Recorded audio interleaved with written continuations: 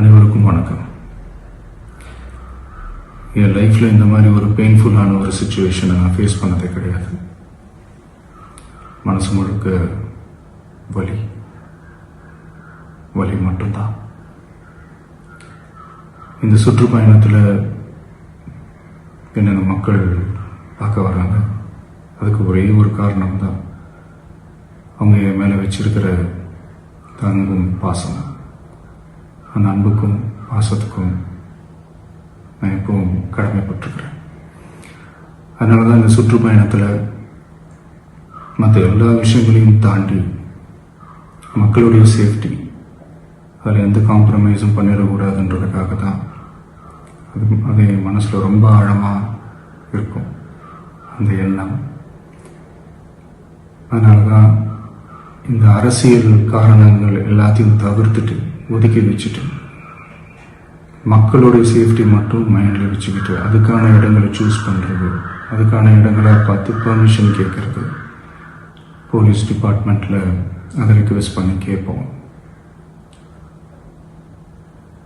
ஆனால் நடக்கக்கூடாதது நடந்துருச்சு. ஆனால் மனுஷன் தானே, அந்த நேரத்தில் அத்தனை பேர் பாதிக்கப்பட்டு இருக்கும்போது எப்படி அந்த ஊரை விட்டுட்டு என்னால் கிளம்பி வர முடியும்?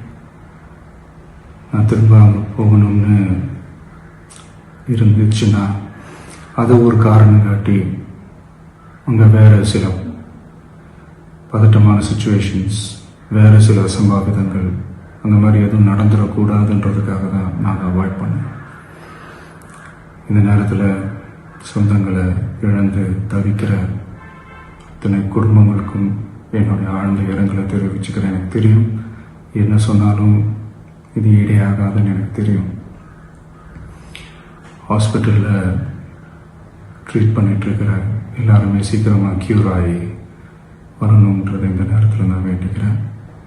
கூடிய சீக்கிரமே உங்கள் எல்லாரையும் நான் சந்திக்கிறேன். இந்த நேரத்தில் எங்களுடைய வலிகளை, எங்களுடைய நிலைமையை புரிஞ்சுக்கிட்டு எங்களுக்காக பேசின அரசியல் கட்சிகளை சார்ந்த நண்பர்கள், தலைவர்கள் அனைவருக்கும் என்னுடைய நன்றியை தெரிவிச்சுக்கிறேன். கிட்டத்தட்ட ஒரு 5 மாவட்டத்துக்கு பிரச்சாரத்துக்கு போனோம். இந்த மாதிரி எதுவுமே நடக்கல. ஆனால் கரூரில் மட்டும் ஏன் எப்படி நடக்குது, எப்படி நடக்குது?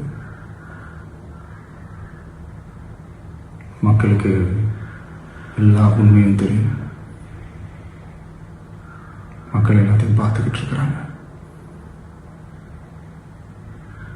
கரூரை சேர்ந்த அந்த மக்கள் அந்த உண்மையெல்லாம் வெளியில் சொல்லும்போது எனக்கு கடவுளே நேரில் வந்து இறங்கி அந்த உண்மைகள்லாம் சொல்கிற மாதிரி எனக்கு தோணுச்சு. சீக்கிரமே எல்லா உண்மைகளும் வெளியில் வரும்.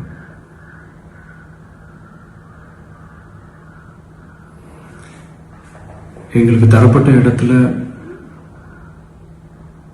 நாங்கள் போய் அந்த ஸ்பாட்டில் நின்று நாங்கள் பேசிட்டு வந்தோம். அதை தாண்டி எந்த தவறும் எங்கள் சைடில் நாங்கள் எதுவுமே செய்யலை. பட் இருந்தாலும் எங்கள் கட்சியை சேர்ந்த நிர்வாகிகள், தோழர்கள் மேலே எஃப்ஐஆர், அது மட்டும் இல்லை சோஷியல் மீடியாவை சேர்ந்த நண்பர்கள், தோழர்கள் அவங்க மேலே எஃப்ஐஆர்லாம் போட்டு இப்போ பிடிச்சிட்டு இருக்கிறாங்க.